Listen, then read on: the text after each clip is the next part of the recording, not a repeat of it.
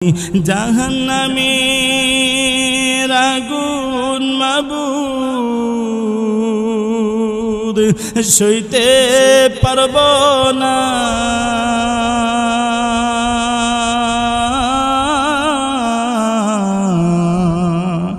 দুনিয়াতে নৌকা দাইয়া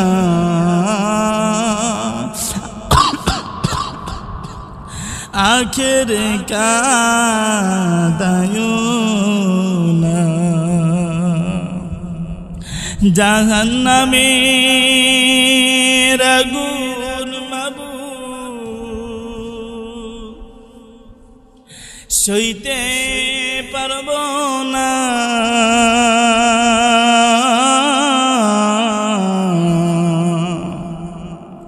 দুনিয়াতে নৌকা দাইয়া আখের কাদায়ো না।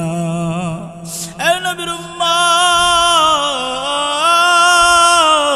আমার নবী বলেছে উম্মত রে, সময় থাকতে কবরের জন্য তৈয়ার হয়ে যাও।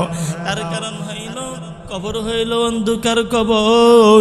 এই কবরে আলো নাই, বাতি নাই, এই কবরে কোন সাথী নাই।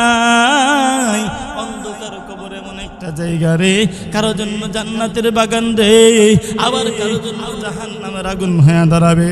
আল্লাহর হাবিব সাল্লাল্লাহু আলাইহি সাল্লামের কন্যা হযরত ফাতেমা, হযরতে ফাতেমা রাদিয়াল্লাহু তাআলা আনহা, যাকে বলা হয় জান্নাতের গোটা মহিলাদের সরদারনি, মেয়েদের জান্নাতীদের সরদারনি হবে হযরতে ফাতেমা রাদিয়াল্লাহু তাআলা আনহা। কয়টা সম্পর্ক হযরতে ফাতেমা রাদিয়াল্লাহু তাআলা আনহা? এক নাম্বার হইল আমার নবী বিশ্ব নবী রাহমাতুল আলামিনের কন্যা। আবার হইল হযরতে ফাতেমা রাদিয়াল্লাহু তাআলা আনহা গোটা মহিলাদের জান্নাতীদের সরদারনি। আবার হইল হযরতে আলী রাদিয়াল্লাহু তাআলা আনহু, উনার স্ত্রী।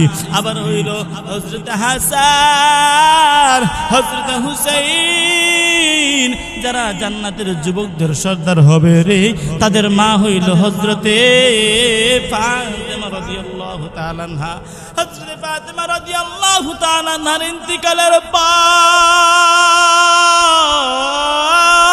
হযরতে আলী রাদিয়াল্লাহু তাআলা আনহু, হযরতে ফাতেমা রাদিয়াল্লাহু তাআলা আনহু, হযরতে ফাতেমা রাদিয়াল্লাহু তাআলা আনহা মৃত্যুর আগেই ওনার স্বামী হযরতে আলী রাদিয়াল্লাহু তাআলা আনহাকে কিছু ওসিয়ত করে গিয়েছে। আল্লাহ পাকের কুদরত বোঝা যায় না, সময় সংকীর্ণতার কারণে হযরতে আলী রাদিয়াল্লাহু তাআলা আনহুকে হযরতে ফাতেমা রাদিয়াল্লাহু তাআলা আনহা যতগুলো ওসিয়ত করে গেলেন, এর মধ্যে একটা ওসিয়ত হইল মানুষ যেন বেশি না জানে, রাত্রিবেলায় যেন ওনাকে দাফন করা হয়।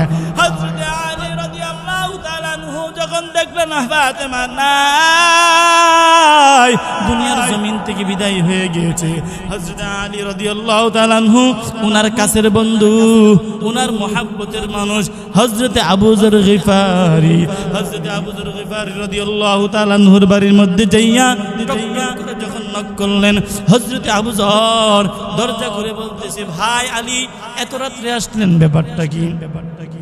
হযরতে আলী রাদিয়াল্লাহু তাআলা আনহু বলে, আবু যর আমার কলিজার টুকরা স্ত্রী হযরতে ফাতেমা রাদিয়াল্লাহু তাআলা আনহার নাই রে, দুনিয়ার